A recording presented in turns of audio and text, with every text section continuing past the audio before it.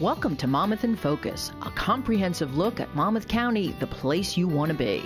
Monmouth County is centrally located in the state with 27 miles of Atlantic Ocean shoreline, nationally recognized parks, state-of-the-art libraries, school systems, and public services. Monmouth County is home to more than 660,000 residents. It's a great place to work and live. Monmouth in Focus will highlight county services that are readily available to you as a Monmouth County resident. Thanks for joining us for Monmouth in Focus. You'll know why Monmouth County is the place you want to be. Hello and welcome to Monmouth in Focus, a program about the services and functions of Monmouth County government. I'm your host, Cynthia Scott. Superstorm Sandy was the worst storm in New Jersey history, wreaking havoc throughout Monmouth County's coastal communities. As a result, the Monmouth County Prosecutor's Office has launched the Monmouth County Superstorm Sandy Fraud Task Force. And joining me today to talk about that is Acting Prosecutor Christopher Gramiccioni. Prosecutor, thanks so much for joining us today to talk about such an important issue here. You launched the Superstorm Sandy Fraud Task Force. Let's talk about what that is. Absolutely. It's a task force designed to help people who struggle in the rebuilding efforts after being devastated by the storm. We looked around the country and what we saw is historically after catastrophes, hurricanes, earthquakes, during the rebuilding effort, it's unfortunate that there's going to be opportunities for unscrupulous contractors and people who want to get involved in charity scams to take advantage of those that are well-intentioned. That's why we formed the task force, to be a deterrent to that. So basically, finding out what happened after storms and hurricanes and natural disasters in other parts of the country made you establish this here in Monmouth County? Right. We wanted to get out in front of it before the crest of development happens as it gets warmer into the spring. We serve a twofold purpose. One is proactive, trying to educate homeowners and consumers that are going to undertake rebuilding. But the other part, unfortunately, is helping them in a reactive capacity. Sure. If they have been defrauded or if they're the victim of any unscrupulous workmanship at their homes or charity schemes, that type of thing. And you launched the task force in recent months after the storm, obviously. How much work did it take, though, for you to, put this all together? It wasn't that much work because when you have a consensus of opinion, which is what we had, everyone was interested in doing the right thing. And the right thing was to be there for our constituents across the county. So I had county support, I had state attorney general support, I had the support of the municipal towns that were affected. And really it was easy to put together other than just creating memoranda of understanding with all the organizations to include federal agencies like the FBI and the IRS. Everyone understood that we needed to be on the same page and streamline efforts here, and that was the goal behind the program. So this isn't just a county effort, it's a statewide, it's a federal, it's a local effort as well, correct? Everyone's involved here. That's exactly right. We're running the task force here because we're essentially on the tip of the spear, best suited to interact with our constituents and the municipal government representatives and employees. But yes, it's being coordinated by the state attorney general's office. They have a working group, and they're coordinating other counties that were affected as well. That said, we're running it with federal assistance as well as municipal help. Of course, county agencies that would have a jurisdiction or role, and there's a number of them as well. It's all hands on deck is the way we look at it. Absolutely. Like I said before, Superstorm Sandy was the worst storm in New Jersey, and here in Monmouth County alone, so many homes went unaccounted for, so many homes were destroyed, vanished, partially destroyed. Everyone has a story in a sense, throughout, especially our coastal communities. And what's the message here that you want this task force to send out? Well, the message is twofold. It's proactive. Yes. We can help you. We can give you information and serve as a resource on what things to do, what things not to do before you decide to hire a contractor or before you decide to contribute to a charity. And then the alternate message is we're here to help you. Call us. We can streamline the process for you. Rather than calling a host of different governmental agencies or an attorney or a municipal police chief, call us because we're all working in unison together to streamline that process for you. And we will serve as essentially a choke point for them, and we'll liaison with them until the problem's resolved. Collaterally, the other message is I want contractors to know that if you have good intentions and are looking to do good business here in Monmouth, come see us. We're going to roll the red carpet out for you. But that said, for those contractors that might have malicious intentions or criminal intentions to take advantage of those that are vulnerable here, don't even bother coming because we're vigilant, we're watching, and we're going to find you and we're going to punish you to the fullest extent of the law. Right. Prosecutor, some good advice there. When it In some of the red flag approaches, they're common sense. But you know, when someone lost their home and all they want to do is rebuild and get back to the normalcy, right? You know, they may not see those signs right away like they would have prior to the superstorm. So let's talk a little bit about someone lost their home, they're rebuilding, they're looking for a contractor. What do you need to look out for when it comes to finding a reputable contractor to rebuild? You have to watch out for those contractors that first and foremost are trying to pressure you into a deal. Some contractors will offer hurricane discounts or special deals. They'll engage in high pressure tactics to say, sign on the dotted line now. I don't know if I'm going to be able to get to you because I have a whole host of other business. You have to, people understand a lot of these principles, but because they're in such a bad way, as you pointed out, they tend to forget them. If a contractor doesn't have a registration number with the state of New Jersey, an HIC number, a home improvement contractor number, that should be a red flag. If they won't give you an estimate, or won't give you references, or they won't present a contract to you, or they ask for more than a third of a deposit after you execute a contract, those are types of things that you should be concerned about. Those aren't traditional practices when it comes to home improvement. Unfortunately, in time of disaster, there are people that are really trying to take advantage of victims, right? I mean, you must see this more often than not. You think of it from a contractor's perspective, there's so much business to be made here in the redevelopment effort across the affected areas, not just in this county, but along the entire Jersey Shore. I've read recently that in the last few months there's been upwards of 3,500 new home improvement contracting registrations done from out-of-state vendors who want to provide services. So that's good, but you have to be vigilant about it. And what the concern is people, they're so inclined to get back to their lives before the storm that they might gloss over these details and try to rush through them. Our goal is just to try to educate them and slow them down so they make as intelligent decisions as possible for fear, so that way they don't get in a position where they could be in a scenario where they've been defrauded or taken advantage of. Have people been calling saying that they believe they have become victims of frauds? What do I do? Seeking advice? Yes, we've opened about 70 cases since we opened the doors on the task force, and we've resolved about 20 of them. A handful of them, maybe about a dozen, are criminal investigations that we've opened, and the others are still pending. The large majority of them will be consumer affairs related, regulatory type cases, scenarios like I mentioned to you, somebody provides a deposit and they abandon the work or they just don't show up. And we can resolve that through the pressure of the task force. When you have all these collective efforts working together, these organizations, that's a lot of leverage to exact against a contractor who might just be negligent in the performance of their duties. So we have opened a good amount of cases. You also have an office where people can actually go and ask questions and fill out applications as well? We do. We figured that people might want a physical location to reach out to rather than just a hotline or a website.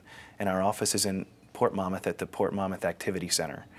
It's up in the Bayshore area.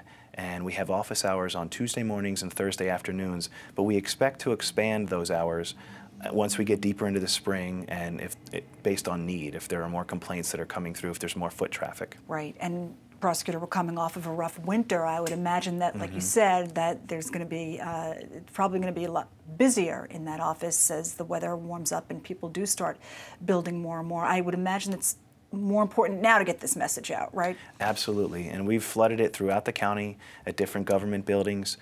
Historically around the country, it usually takes about 4 to 6 months before you start to see a real vigorous redevelopment occur, and that's because people are it's taking time to settle the insurance claims and get the checks in hand so they can undertake the development. Right. When it comes to the fraudulent contractors, you know, what could they be charged with, and what's the message that you want them to hear if they're listening? Well, as far as criminal charges go, they could be charged with a host of different crimes, fraudulent type offenses, theft by deception, theft, just outright theft. Civilly, on the regulatory side, they could be charged with violations of the New Jersey Consumer Fraud Act. And that's for basic things such as not registering with the state of New Jersey, up to the things that you would expect, not performing specific performance on jobs, taking money from consumers and then not performing, non-performance. And that's just in that realm. Civilly, they could also be sued for recovery of these things, but that obviously would entail the assistance of a private attorney. We think that we can resolve most a large majority of the claims that people will file through the remedies that we have in the New Jersey Consumer Fraud Act and then the criminal statutes that might or might not apply. Okay, and Prosecutor, quickly, if somebody needs the phone number or a website, where can they go? Well, you can go to our website, which is www.sandyfraud.com, and you can file a complaint there and gather a bunch of information on what steps to take. Or you can call our hotline, which is 855-SANDY-39. Okay. We staff that up to about 7 o'clock in the evening, and then if you don't get us, or if you leave a message, then the next day somebody will be calling you back. Okay. We want to be real responsive to customers' needs. And of course, thank you so much for joining us. Lots of information out there. We can go on for another segment if we had the time. No, thank you. I appreciate the attention. We talked about attention's key to this whole effort. Absolutely. Getting the word out, so important here. Yes, ma'am. Thank you. Thank you. And that is all the time we have for this segment of Monmouth in Focus. For more information, you can also go to www.visitmonmouth.com. I'm Cynthia Scott. Have a great day, everyone.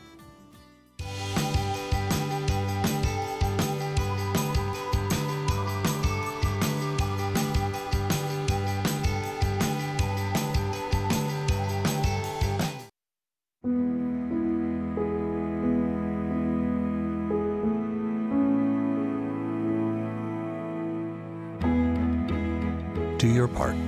Visit feedingamerica.org/hunger and find your local food bank today. My name is Albert Rodriguez. I am a certified Lexus technician at Ray Katina, and I got my start at Brookdale. To learn more about how to get your start at Brookdale, visit brookdalecc.edu.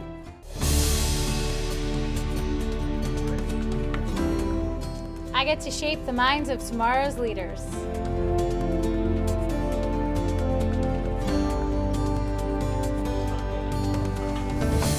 I get to live my dream every day working in my own restaurant. I got my start at Brookdale. I got my start at Brookdale. To learn more about how to get your start at Brookdale, visit brookdalecc.edu.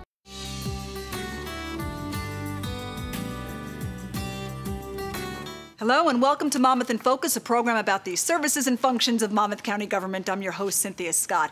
It was 1 year ago that Monmouth County government decided to hold its first annual food drive. Well, 1 year later, they are holding it again. Where do those items end up? Here at the Food Bank of Monmouth and Ocean Counties in Neptune. And joining me right now to talk about that is Freeholder John Curley. Freeholder, thanks so much for joining us here on Monmouth in Focus. Always a pleasure to have you. Cynthia, thank you. It's always a pleasure to be with you and a pleasure to be at this wonderful facility that hopes and gains every bit of support from the public in meeting our food needs. Such a wonderful facility indeed, Freeholder. And last year, the first food drive was so successful. Let's talk about that effort. The Monmouth County Board of Chosen Freeholders, through a coordination of our Public Information Office, put together a program that brought forth 22,000 pounds. That's approximately 11 tons of non-perishable food items. It was collected at our Monmouth County Library System and some of our county facilities. Our county library had a Food for Fine program, but people could just donate, stop at the library or the county buildings and drop food off. That was a tremendous pick-me-up, looking at the crisis that we were having well after the holidays and certainly before the storm, but with the difficulties that we faced in meeting our food drive needs. And basically, is that what sparked the partnership with the county and the food bank? When I took over as a liaison to Human Services, Social Services, I was summoned to the problem of people not answering the telephone to our Human Service Office with regard to food stamps. And we operate a federally funded program here in Monmouth County. We administer that program. We were short employees. We were able to go out under my direction and hire 5 additional part-time employees to handle telephone operations. I also had the opportunity of meeting a wonderful person, a benevolent individual who truly helps his fellow human beings survive, and that's Carlos Rodriguez, who is executive director here. And Carlos and I were able to strike up a strong friendship and relationship in him showing me the needs and the entire Freeholder Board the needs that are there, that people are hungry in Monmouth and Ocean County, and the food supplies dwindle very, very quickly. Freeholder, if you come into this food bank or any other food banks across the state, or even across the country for that matter, during the holiday season, you see the shelves are stocked. You come in today and we're looking at some empty shelves now, which is really a telltale sign of the times in a sense. People have to continue to donate. How do you donate? Well, Cynthia, you're absolutely right. It is a very difficult time coming in after Hurricane Superstorm Sandy, and exacerbated obviously by the economic situation. What we're going to be doing is we're going to have bins at our county buildings. They include our 12 libraries, our 2 main branches, the western branch in Manalapan and the eastern branch on Route 35 in Shrewsbury Borough. Also, there will be 10 other branches that will be participating. We'll also have a couple of other places. Thompson Park will be another place to donate. And we're also looking at the Bayshore Ferry Terminal. The reservoir in Manasquan is another spot, and that will cover the southern part of our county. Sure. And of course, everything will be brought here. The program going on with the library system will be an exchange, food for fines, non-perishable items. So if someone has a book that's out and they owe money, they can come in and exchange that. There will be a dollar exchange on it. But I want to emphasize that anyone, any person, any citizen can give food to this. They don't have to worry about a food for fine program.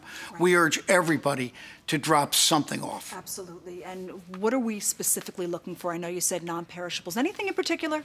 Well, I think that things that are of protein, peanut butter and jelly is extremely important.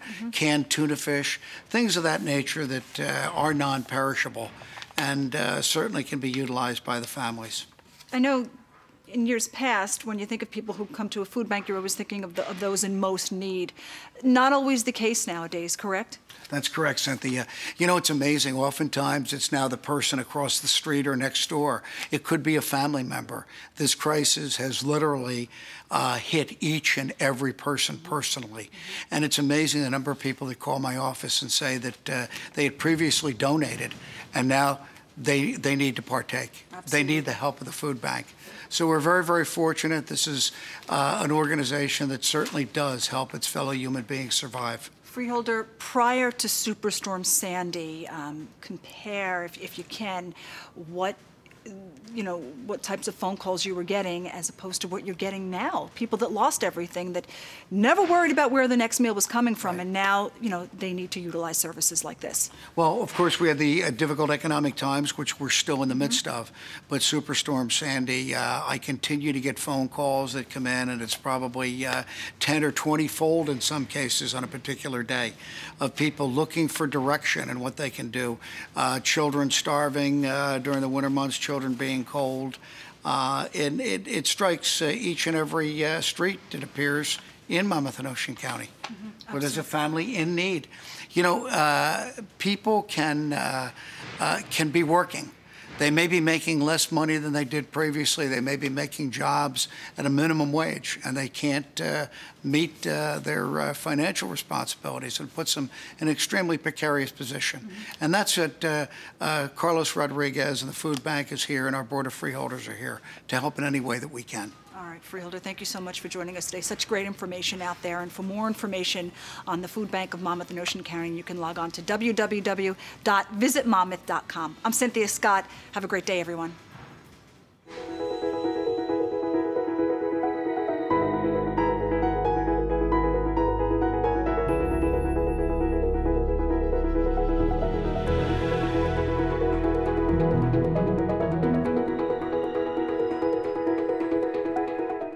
When I think about Brookdale, things that pop into my head are the helpful instructors. They're very helpful to adult students, and they were mostly in the professional field themselves, so they understood where we were coming from. Because a lot of us were students, were working during the day or had children, and the schedule there was able to accommodate what we were trying to accomplish. I also remember graduating, because I didn't think I was going to get there. Being a non-traditional student, it was kind of overwhelmed in the beginning, but as time had gone on, I realized that I could get there, and that was very satisfying. At the bank here, we strive to help people manage their money and protect themselves, and the advice that we give people is invaluable. I would recommend Brookdale to my friends because it gave me a great start to an unconventional route towards a degree. I would tell people that they're never, ever too old to go to Brookdale. My name is Brian Duffy, President and COO of RSI Insurance Agency at RSI Bank, and I got my start at Brookdale.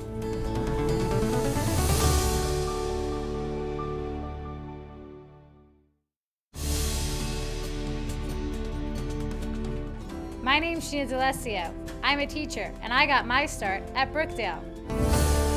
To learn more about how to get your start at Brookdale, visit brookdalecc.edu.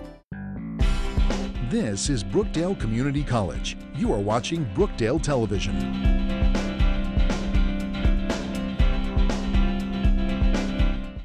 I'm Karen Escobedo, Manager of Community Outreach for New Jersey Natural Gas, and I got my start at Brookdale. To learn more about how to get your start at Brookdale, visit brookdalecc.edu.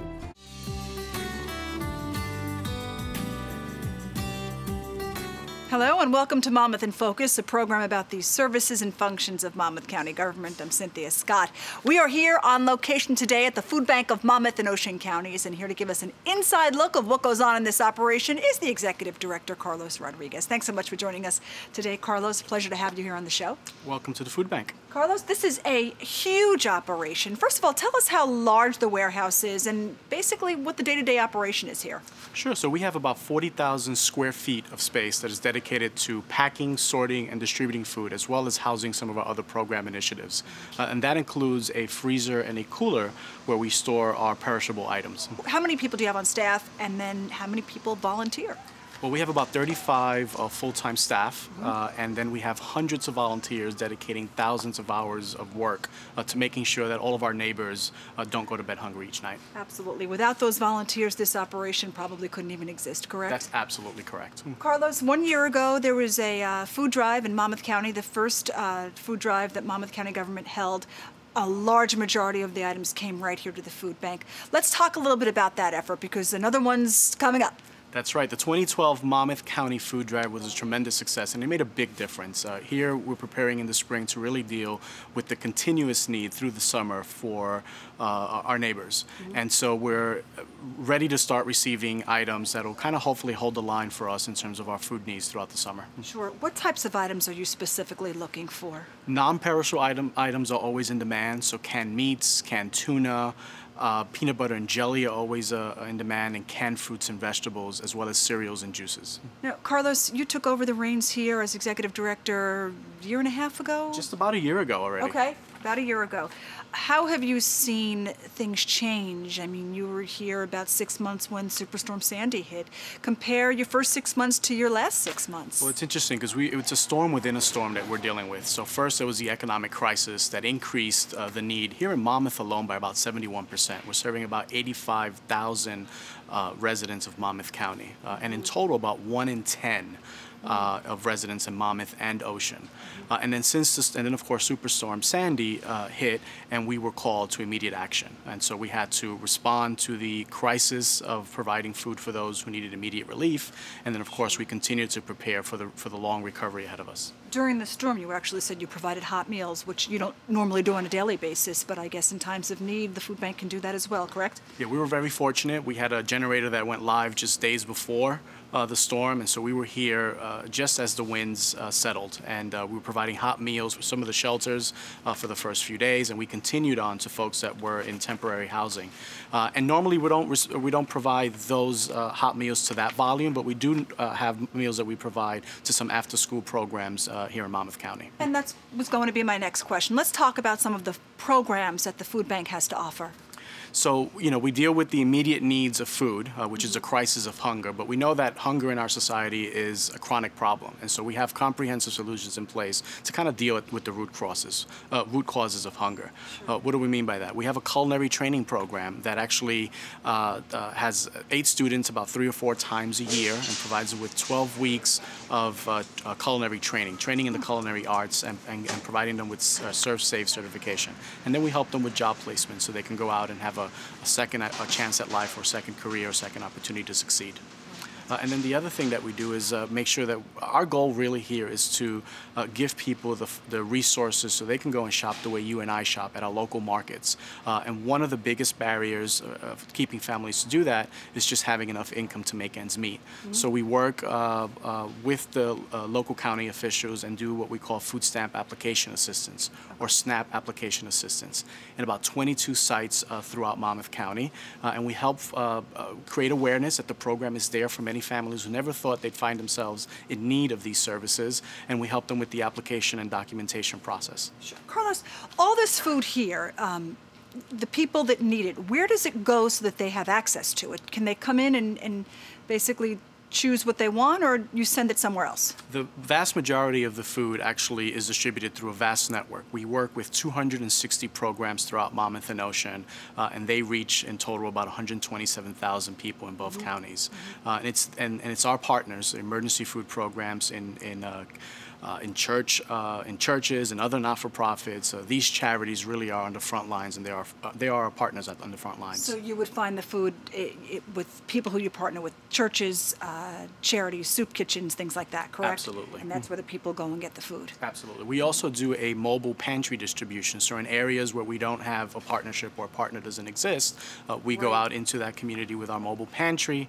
And then, of course, we have targeted programs for seniors and the elderly. So we work in schools and some senior facilities to make sure they either have a hot meal or some food to prepare. Right. The food drive for this month, April 2013, is going to be huge. I know that you hit 22,000 pounds last year. What's your target this year? Oh, I don't know. I'd be happy with another 22, but I'm hearing the word 25,000 pounds. But you know, the honest truth is that with the leadership and the tremendous generosity in Monmouth County and the leadership of the Freeholders, I know this is going to be a tremendous success, and a success at a time that's very much needed. Absolutely. You know, and it's also important, you know, you come throughout the holiday season and you see the shelves are stocked, you see, you know, there's so much food here to distribute, but, you know, throughout the year, it's important to be vigilant that people need food as well, correct? What's the message that you can send out to people? Hunger is a year-long problem, and we have to make sure that our shelves are continuously stocked. If we stopped receiving food today, our shelves would be completely empty. All of these rackings and shelves would be empty in probably less than 6 weeks at this point. The need is just that high in our community, and there are many more neighbors now than before that are relying on our programs. All right, Carlos, thanks so much for joining us today. Best of luck with this operation. Best of luck with the 2013 food drive as well. Thank you, Cynthia. And for more information about the 2013 food drive, you can log on to www.visitmonmouth.com. I'm Cynthia Scott. Have a great day, everyone.